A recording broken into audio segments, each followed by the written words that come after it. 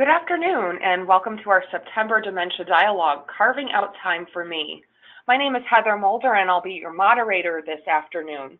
And I'm sure we're in for an interesting session, but before we get started, I do want to go over a couple of housekeeping items with you. You will have the opportunity to submit text questions to today's presenter by typing your questions into the question pane of the control panel. You can send your questions in at any time during the presentation. We will collect these and address them during the Q&A session at the end of today's presentation. Please note that this session is being recorded right now and will be available on our website about 48 hours after the conclusion of today's session. Also of note, if you are interested in having a copy of the presentation, you can find a PDF of that in the handouts pane in your control panel as well. It is my pleasure to introduce our presenter today, Susie Favreau. Susie is a social worker in the Stead Family Memory Center at BAI, providing counseling, referral, educational, and support services to meet client and caregiver needs. Susie has worked in the field of gerontology for over 40 years. The focus of her work has been in the implementation and training of evidence-based programs in self-management of chronic conditions for older adults and unpaid family caregivers. Programs include Enhanced Wellness, Powerful Tools for Caregivers, Chronic Disease Self-Management Program, PEARLS, and Active Choices. In 1997, she joined the training faculty of Status One Health Systems as a trainer in motivational interviewing and behavior change theory. In 2005, she became a PEARLS trainer. In 2007, Susie helped develop and implement the Brain Fitness Club, an innovative program for individuals with early-stage memory loss. The goal of the program is to help people live with memory impairment in the healthiest way possible by incorporating aspects of mental stimulation, physical exercise, social connectedness, nutrition, and stress management into their lives. During her time at Banner Alzheimer's Institute, Susie has become actively involved in the study and dissemination of the ambiguous loss theory created by Dr. Pauline Boss. It's my pleasure to introduce to you Susie Favreau. Thanks, Heather. I'm glad to be with everybody, and just want to start out by talking a little bit about how caring for oneself while caring for another is possibly one of the biggest challenges of the caregiving journey. You know, we have all heard, to kind of put an overview on this, we've all heard of the serious health effects of caregivers not taking care of themselves. I just want to review a couple of studies that kind of really point towards this. The Caregiver Health Effects Study by Schultz and Beach noted that caregivers between the ages of 66 to 96 who are experiencing mental or emotional strain have a risk of dying that is 63% higher than the same aged individuals that are not caregivers. Now, older caregivers are not the only group with increased health and well-being risks. Family Caregiver Alliance reports that baby boomers, they provide care to a family member, a parent, while working and raising children, faced increased risk of depression, chronic illness, and possible decline in quality of health. And yet one more study notes that caregivers in general are more likely to have a chronic illness than non-caregivers, namely high cholesterol, high blood pressure, and a tendency to be overweight. This shows that an estimated 46 to 59% of caregivers are clinically depressed. And we're going to get back to that later on in the session. So let's take a look at the session objectives for today. I want to start by talking about what are the barriers that keep caregivers from carving out time for themselves to promote their own self-care. And then once we look at that, what might be some motivations to engage caregivers in considering better self-care? And then lastly, I want to share with you some successful strategies from real-life caregivers that have found ways and methods of taking better care of themselves. So what keeps us? What what keeps a caregiver from taking care of themselves? You know, usually it's not a question of what to do to improve our own health, but rather a question of what keeps us from taking care of ourselves as well as we take care of another.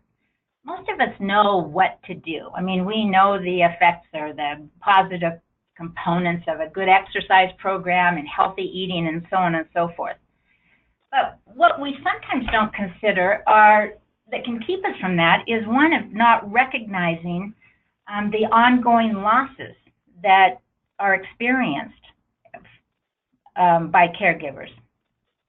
Caring for someone with dementia can cause stress, overwhelm, and a unique loss and grief. And we hear about that when a caregiver might say, this isn't the man I married, or I'm missing pieces of him every single day. These chronic losses create a mixed emotions and confusion that often goes unnamed, which adds to the hurt and confusion.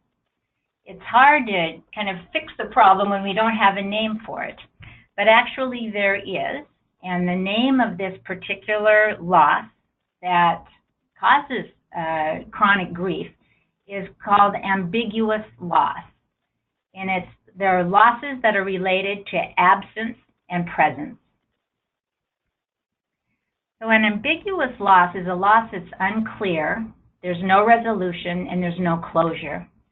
And the therapist that coined this and developed this theory, her name is Pauline Boss. She's a family therapist. And she, back in the 70s, she was working with two groups of people. First with families that were caring for and trying to manage significant, severe emotional issues from young children.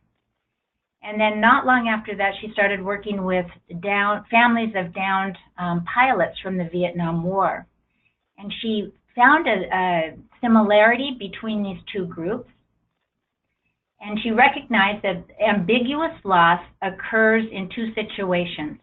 It occurs when there's no verification of the body, that the physical body is missing, but the family, loved ones continue to hold on to that person because there's no verification of death or where that body is.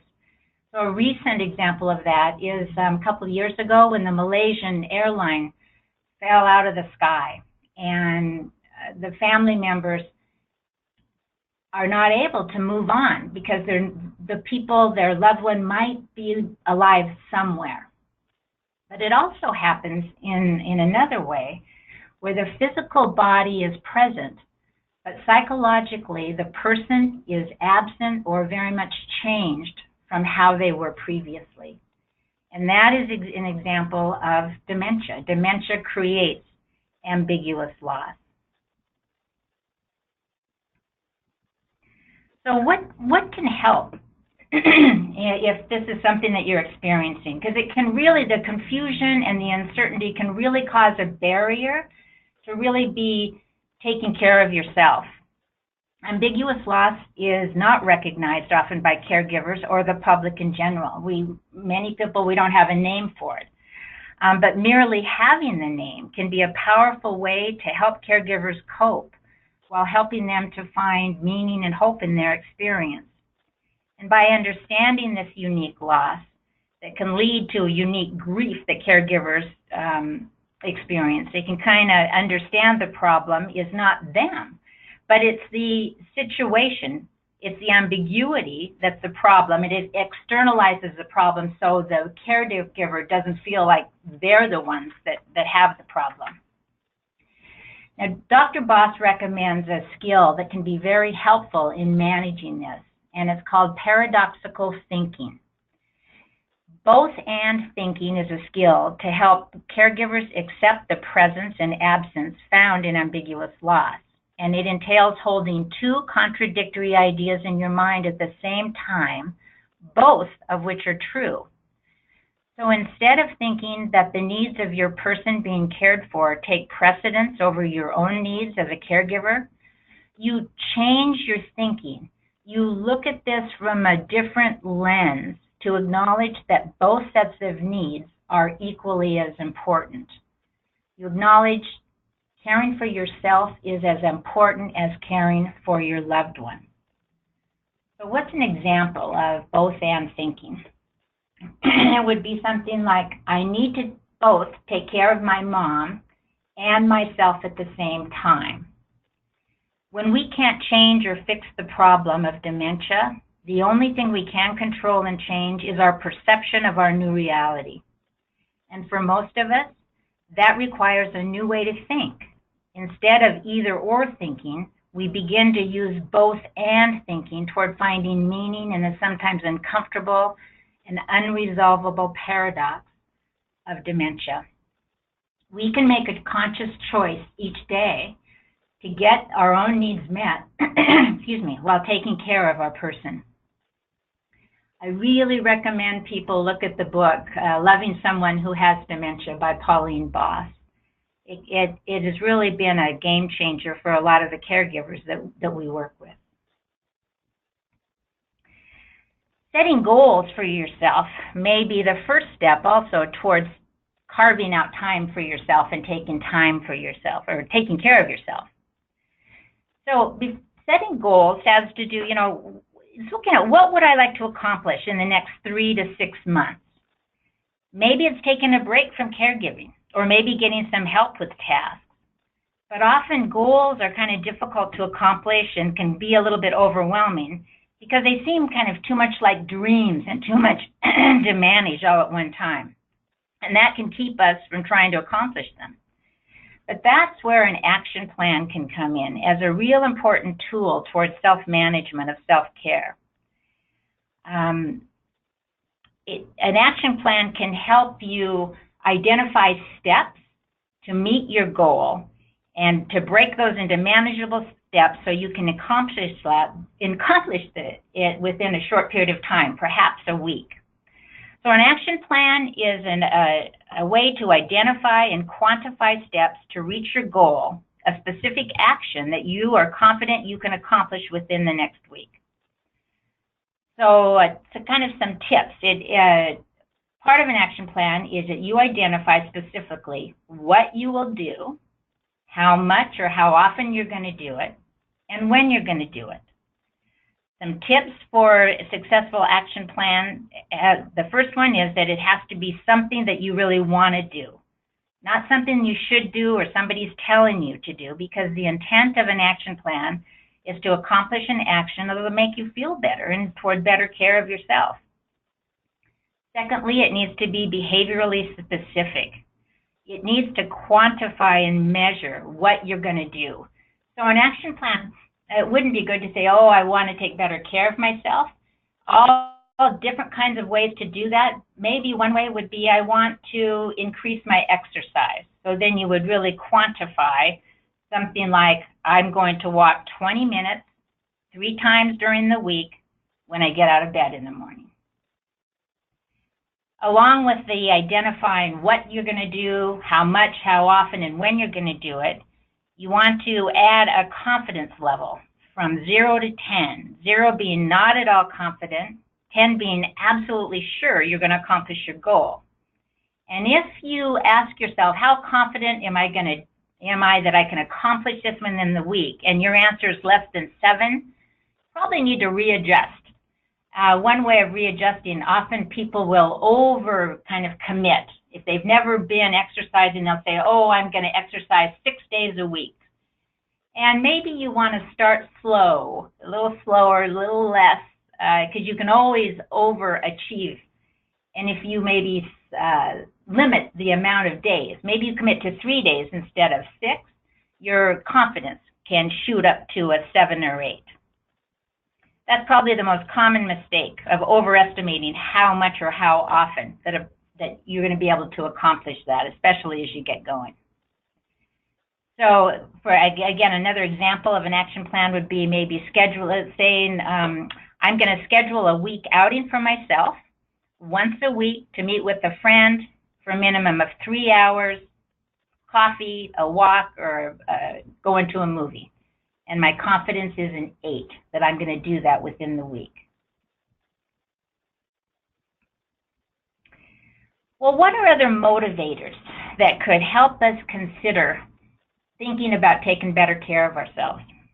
I want to share with you a wonderful publication. Many of you are probably familiar with the Lancet, and their July copy, the July issue, took a look. It was a report of their Commission on Dementia, Prevention, Intervention, and Care. And these people, a set of about 24 experts in the field, met to consolidate the strides that have been made in the emerging knowledge as to what should be done to prevent and manage dementia. Globally, about 47 million people were living with dementia in 2015, and this number is projected to triple by 2015. In addition, of course, the costs are horrendous. In 2015, it was estimated to be about $818 billion, and that figure will continue to increase as the number increases.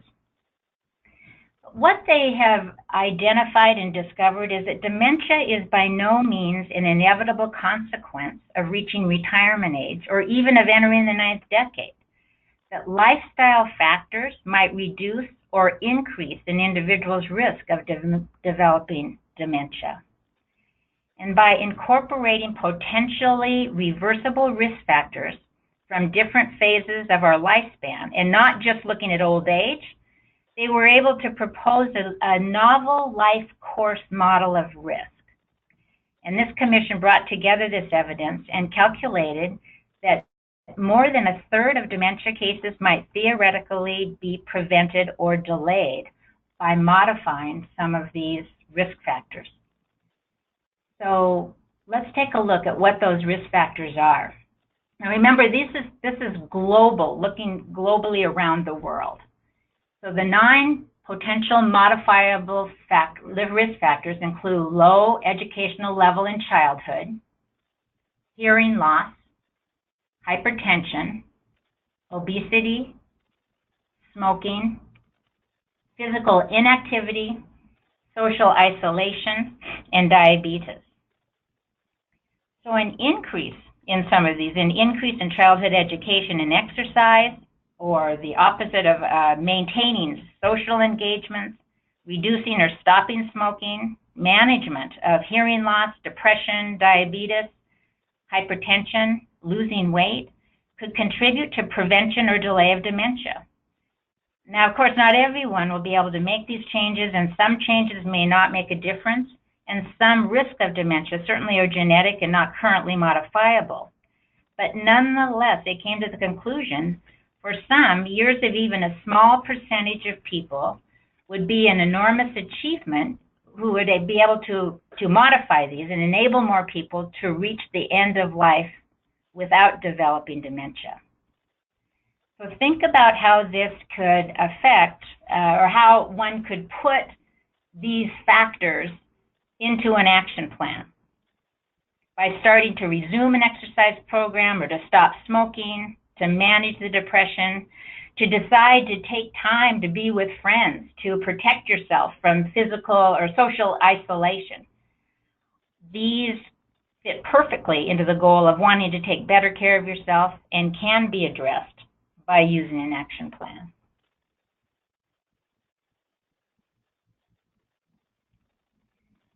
When we better manage and modify risk factors and stress in life, we not only feel better and more equipped to handle our caregiver role, but we may prevent or delay our own onset of dementia as well, which I think is a really powerful motivator. And I was just sharing with the folks before we started the recording that they identify the time of life, well, certainly all through life, and but looking at ages of 40 to 65 is kind of that time frame where we may be able to make a difference in this. And another motivation that Dr. Boss talks about is that when caregivers are less stressed, they're taking care of themselves, they feel like they have breaks and are refreshed, chances are that the care receiver will be less behaviorally challenged as well.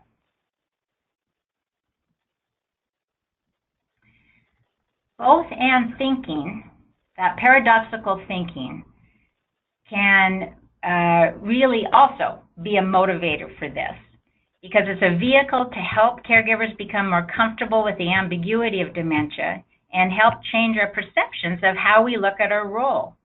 We begin to shift our perception to the reality that we can take care of ourselves while providing good care.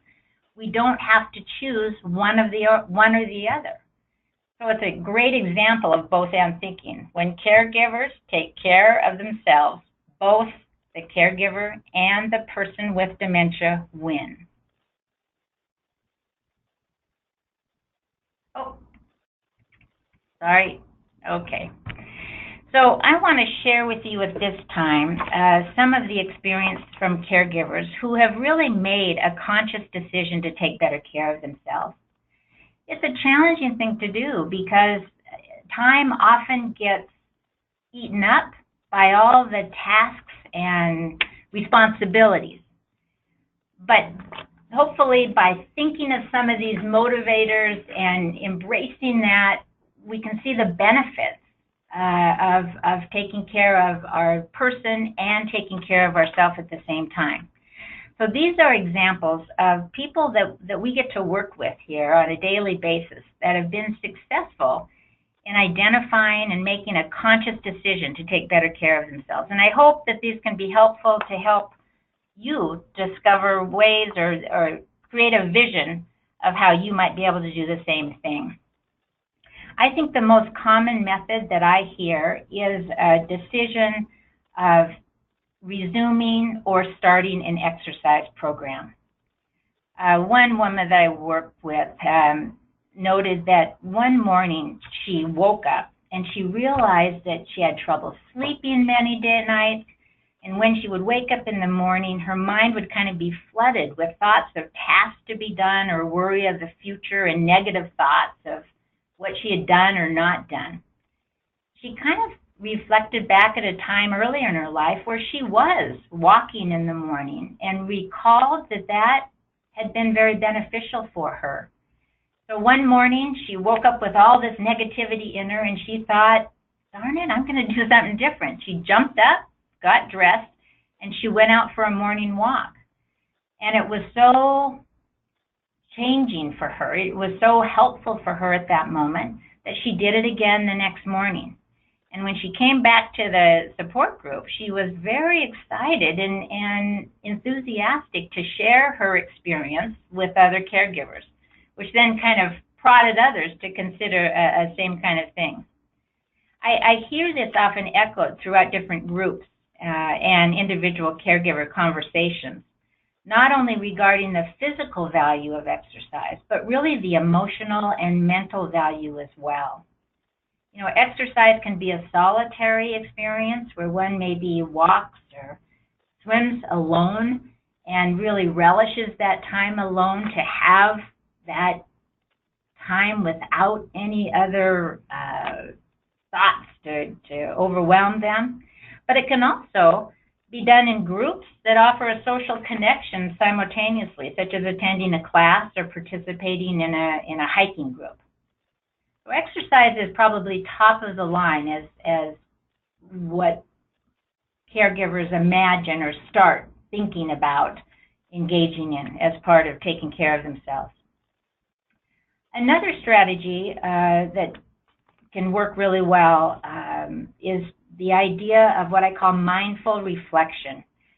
Mindfulness exercises and the whole theory of mindfulness has been very popular and can be very helpful.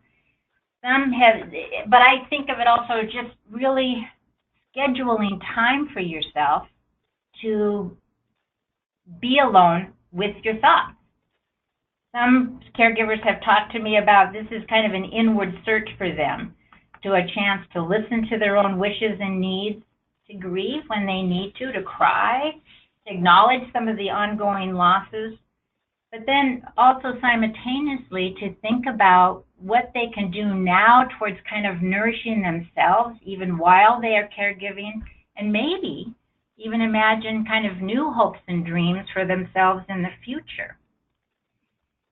what this helps them to do, or I've heard them tell me that it helps them to do, is to then, when they have these breaks, to get back in their role of caring for another and really be able to enjoy and appreciate those special moments that they have, filled with humor and joy and fun that they continue to share with their person. And those seem to happen more frequently, and they're more aware of them because they have had additional time on their own to kind of reconcile the entire situation. A third strategy and a challenge for most every caregiver is battling the mixed emotions, and I'd probably say that the most prominent one is guilt. Certainly guilt, anger, ambivalence and overwhelm, frustration and stress are often all mixed up in a confusing jumble. In one group, a caregiver asked, "Where do I put my guilt and what do I do with it?" It's pretty much universal. I really have never talked to a caregiver that didn't have guilt about something. And the group members just had such wonderful ideas and tips for this person that I wanted to share with you. One woman said that she reframes kind of her thoughts, and it really works on engaging in positive self-talk. And she said, "You know, I think about my feelings as a battery, and I know that the batteries need to be recharged when they get low." Another person noted that "I'm doing the best I can, and that's all I can do. I can't do better than that." And that's a huge one. That's an affirmation. That's something that Dr. Boss talks about a lot, of giving yourself a break, knowing that you're doing the best you can. Good enough is often good enough, and perfection is no longer the goal. Good enough is good enough. A third caregiver said that he reminds himself that guilt doesn't help him or anyone else. He noted that it just uses up his energy. And he apologizes, he makes amends, and decides not to do whatever it was that he feels guilty about in the future. He just acknowledges it and puts it to rest. And then, of course, the last one was, "I've learned to forgive myself and forgive others." So those can be some really helpful strategies, I think, to help reframe and normalize this ball of mixed emotions that come along with caregiving. Now, many caregivers, too, talk about the value of attendance of a support group and being with people that really understand and get it in a way that others don't. Many people talk about a support group as a safe harbor, a place to vent, to find understanding and support from others, and an opportunity to listen to different ideas and try them out toward gaining a new perspective. Mixed emotions are expected in caregiving with someone with dementia, and it's really necessary to manage these feelings in order not to act upon them. And in a support group, it's really a safe place to share those feelings and understand how normal they are. That often helps them just dissipate and know that you're not alone. And that's very important to understand that you aren't. Taking classes to learn skills to help manage mixed emotions can be helpful as well.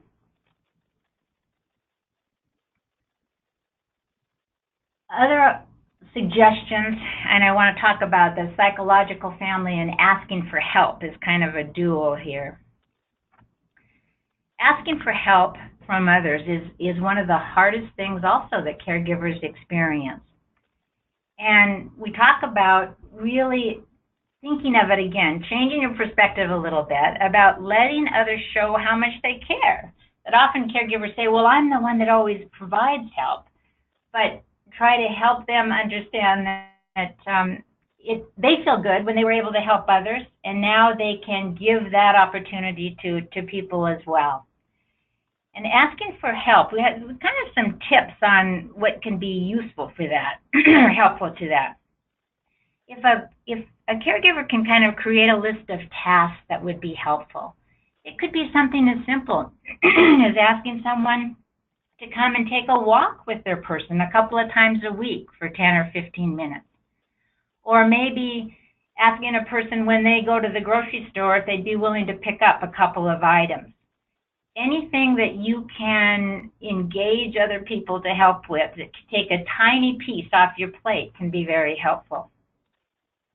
Another thought is to think about what the person that you want to ask help from, what do they enjoy doing? So if someone enjoys yard work, for example, you may, and they hate to drive, you probably wouldn't ask them to help with transportation, but instead kind of pair up something that they naturally enjoy doing with something that would be helpful for you. Well, we talk about asking for and accepting help. Caregivers often have the experience that they don't feel supported or they don't receive the help that they hope they would from their family or maybe their close friends. And that's the time to really consider developing a psychological family, a family of choice. That Dr. Boz talks about this as don't give energy to the slackers, if you will. If a person isn't able to help and to have your back, there may be very well people that would be happy to do that. And a psychological family can be people from, it could be a neighbor, it might be a colleague, someone from church, someone who is always there, who you can count on to have your back. Real important for caregivers that don't have that natural support around them to be able to identify and find people that can help them with that. Another strategy that caregivers talk about is the importance of regular breaks, taking regularly scheduled breaks and having fun. You know, fun is a necessary component of effective caregiving. But going out with friends, engaging in activities that make you happy and give you pleasure should be a mandatory prescription for every caregiver. It's important to thoughtfully schedule these times away because, as I said before, your time can get so easily eaten up with the responsibilities. You're not only doing yourself a favor, but you're giving your person an opportunity to see you relaxed and refreshed. So several caregivers have noticed that once they begin working towards improved self-care, their enjoyment of their current life improves. And one man stated, you know, my job is to keep my wife safe, happy, and healthy, and do the same for myself. A caregiver that also in another group, they noted that she takes care of herself through respite weekends, support group attendance, adult day programs for her husband, exercise, a good diet, and sleeping well. So all of those are fabulous suggestions that people have found helpful. I think Dr. Boss says it best, too, when she says, taking care of yourself, the question of how to be a good caregiver has multiple answers, but taking care of yourself is always one of them.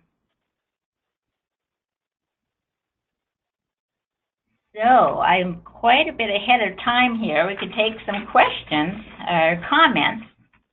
Great. Thanks so much, Susie. I always enjoy hearing about ambiguous loss because you have such expertise in it after all the work you've done with it. So thank you for sharing all of your thoughts on this challenging topic for caregivers. I would encourage any of our attendees to submit questions in the questions pane of your control panel. We do have some in at this point that I wanted to bring to you, Susie. First of all, we talk about self-care and how we need to do that. We have one caregiver who's asking, how much do I need to do?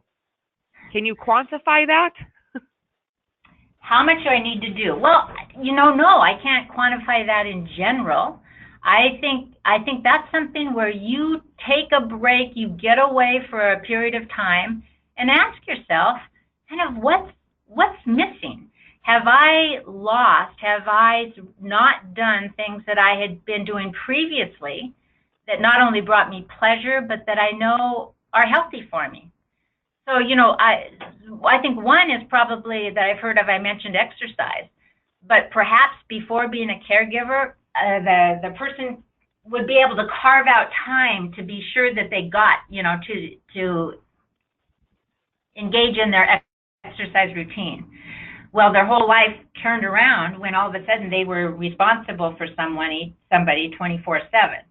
But it's making those identifying that and then putting supports in place. If the person can't be left alone, 3 times a week, can a brother or sister come for an hour to allow you to get out to get your exercise? Does that make sense? Definitely, and I think it gets back to so many things. When you're a caregiver of someone with dementia, it's just so very individual, and you have to be creative and adaptable. Kind of along those same lines about how do I find time, a little bit of a situation. We know when people with dementia progress more to the moderate stage, they can sometimes become very clingy with the caregiver and almost become their shadow. So what advice could you give to a caregiver who just can't find an ability to separate from their person? Yeah. Well, I think before that happens, it's never too early. Once you become a caregiver, if it's earlier on in the process of the dementia, to introduce other people to spend time with the person with dementia, whether it's within an adult day program or a companion or a family member. Even though the person might not remember that, I really believe there's kind of a body memory of knowing that other people can take care of me. And so it's really kind of giving a person early on the experience, giving them an opportunity to kind of rehearse that. I think about this too, and counsel caregivers a lot, getting back to even taking these breaks, of planning and implementing regularly scheduled respite breaks, maybe even overnight respite, sooner than you imagined you had to do it. But again, it's a chance for that person to maybe stay in a assisted living memory care facility overnight, just one night, to have a practice of what that might look like. That could be very helpful in the future if that person ever is placed. The same idea is introduction of adult day programming. Often caregivers say, oh, he's not ready for that. But there are creative ways of engaging person in adult day programming by maybe working with the staff, of identifying a, quote, volunteer opportunity. The person's not really going to volunteer, but it's presented as that they will be a client and they'll be paying for the service, but it's presented as that for the care receiver to save face and to feel that they are contributing, which is so important. And adult day programs have been very successful in working with this idea. But again, it gives that person that opportunity to be separated from the primary caregiver a couple of times a week. That's beneficial for both. Great advice, Susie. Thank you. Still kind of going along in this vein, what if the caregiver just can't find a way to leave the house? Can you give some examples of some self-care activities they could potentially do while they're still in the home, or maybe their person goes to bed earlier than they do, or something like that? I think that's where there are video exercise programs, or self-care isn't just exercise. I mean, it might be you have neglected reading for pleasure. It might be that you have neglected taking a bubble bath. These are the kinds of things that can be done when the person, is sleeping or is engaged in another activity or out with somebody else.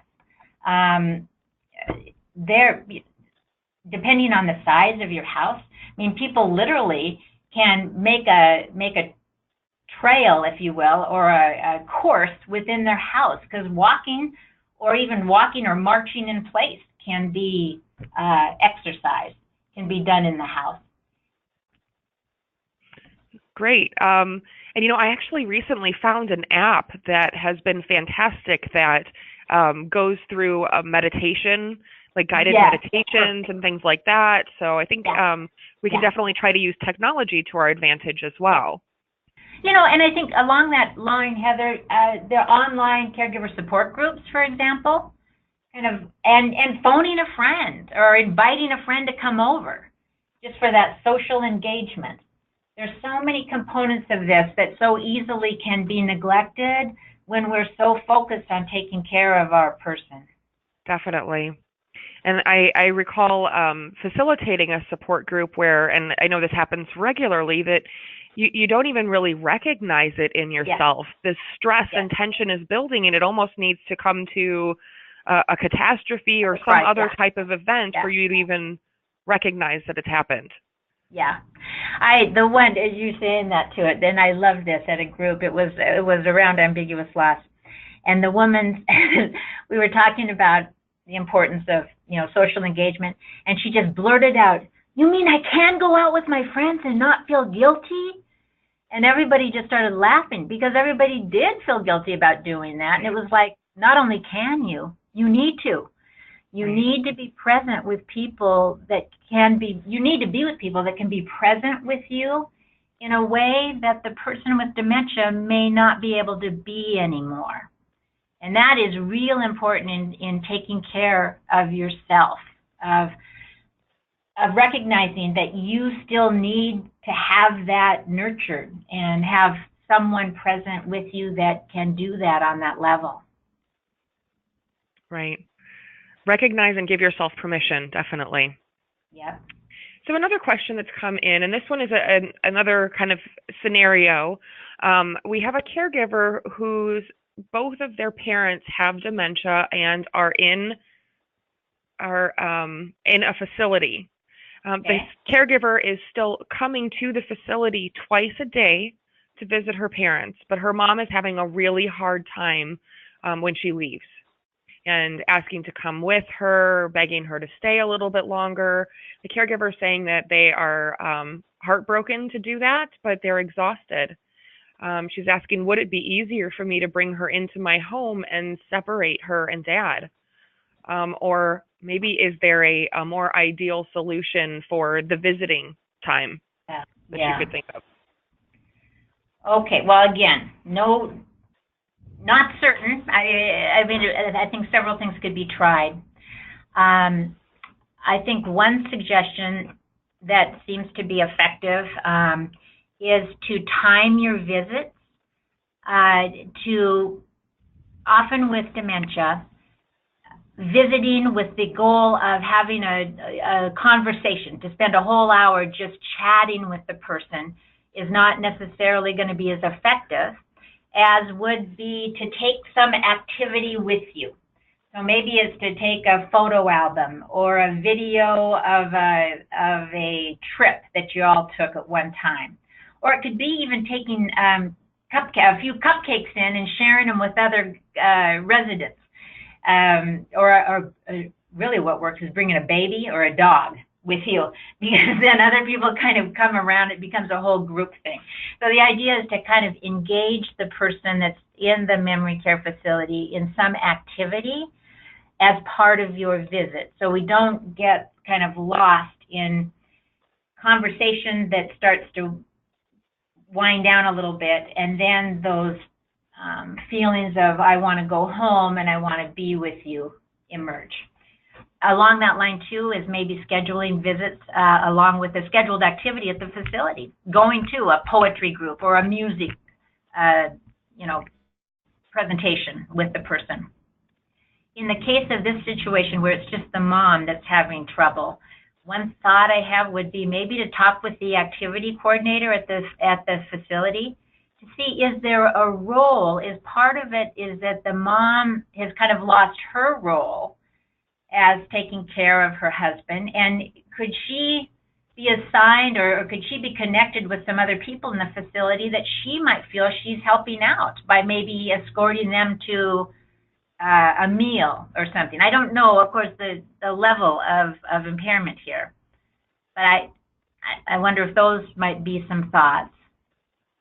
I think those are all great strategies, Susie, you know, really working with the actual visit and how to end that visit appropriately. I think a lot of people struggle with that time and how to slip away without creating a scene from it.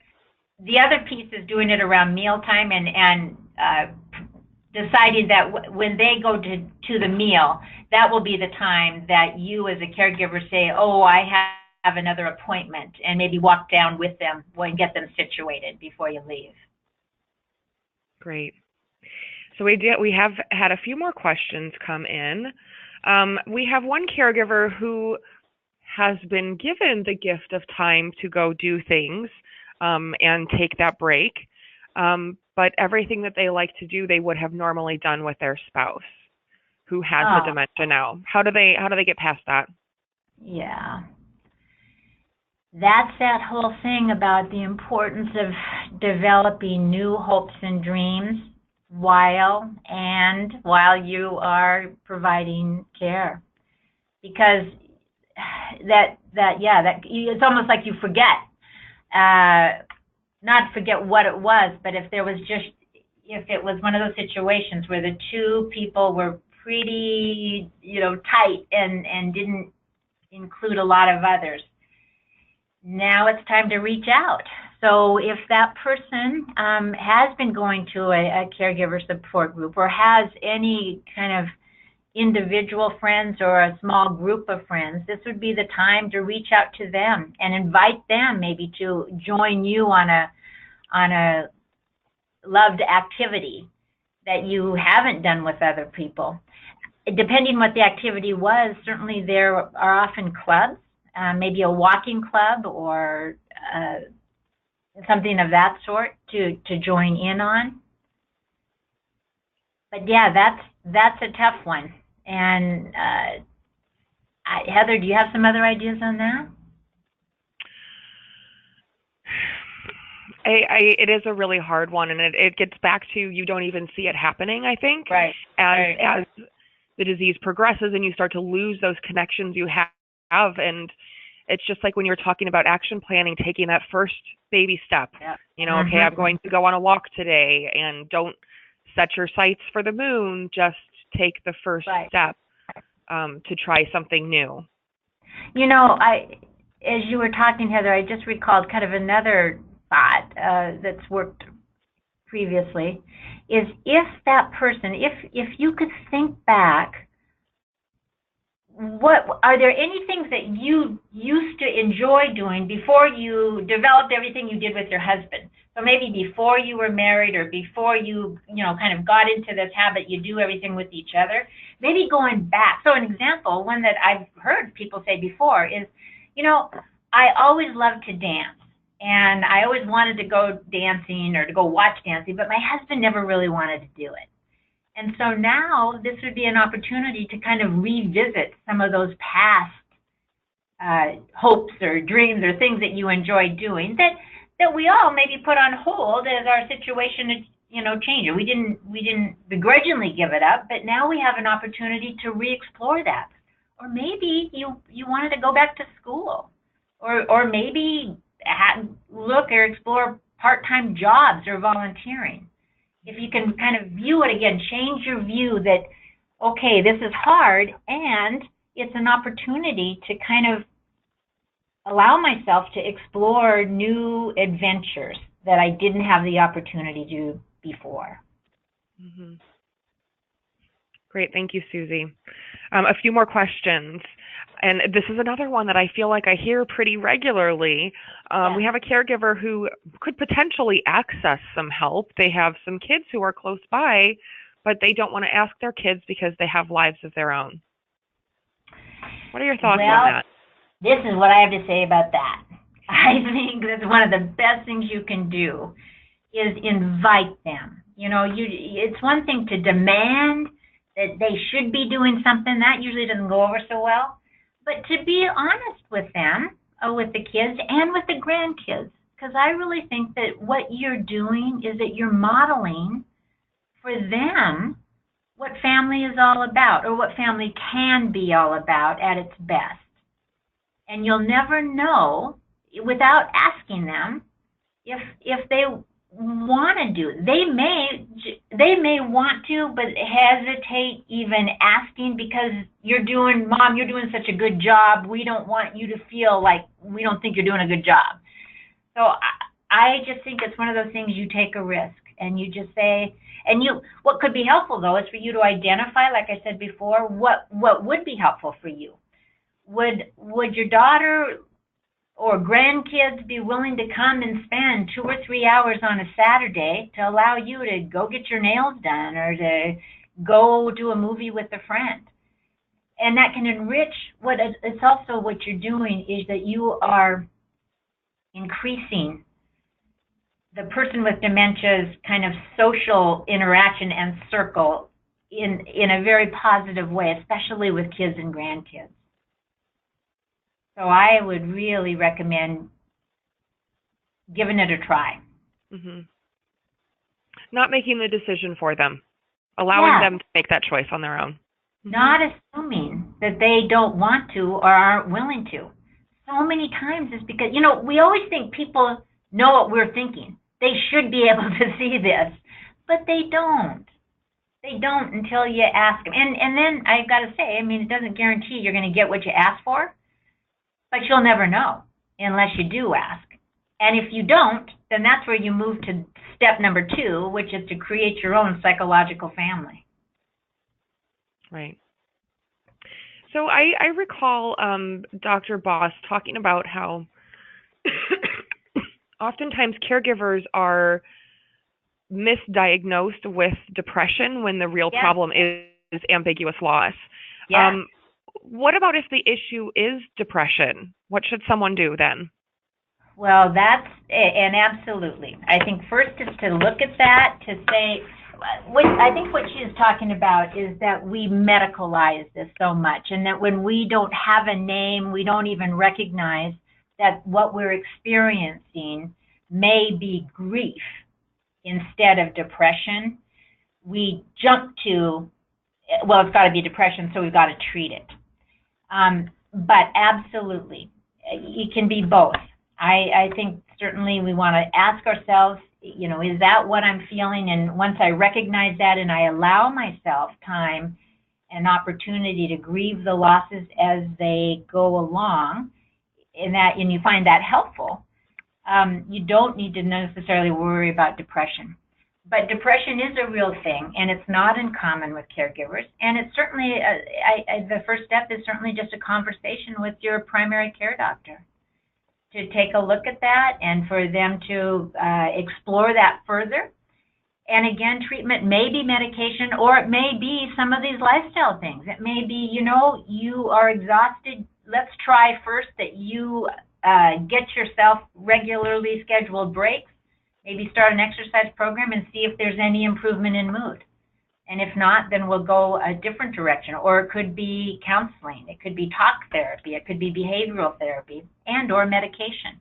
So there are a lot of different roads to addressing that. But I think the idea from Dr. Boss is not to be, don't just assume it's depression, because for some caregivers, their doctor says, I think you're depressed, and that's kind of upsetting to them. Depression that's not what they kind of know they're not depressed, but they didn't know that it's really grief that's causing this. Because so often we talk about burden and stress. We don't really talk much about grieving while we're providing care. Great. Thank you for that clarification, Susie.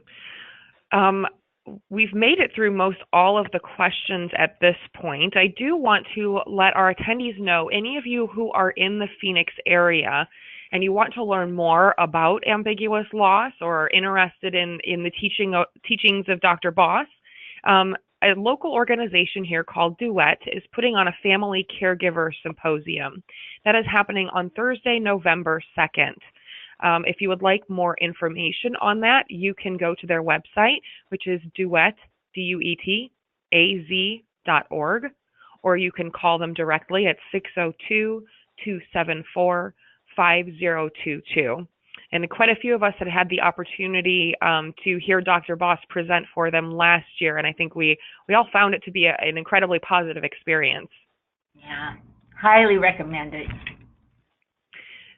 So I want to thank all of you for your time this afternoon, and hope that you are able to join us next month as we talk about another challenging topic as your person progresses, and that's role changes and reversals, and that will be on October 18th. And the good news is we're talking about carving out time for me. We're actually ending a few minutes early today, so you can have a little bit of time back this afternoon. Thank you all for attending the Dementia Dialogue, where we bring the dementia education to you. Thank you.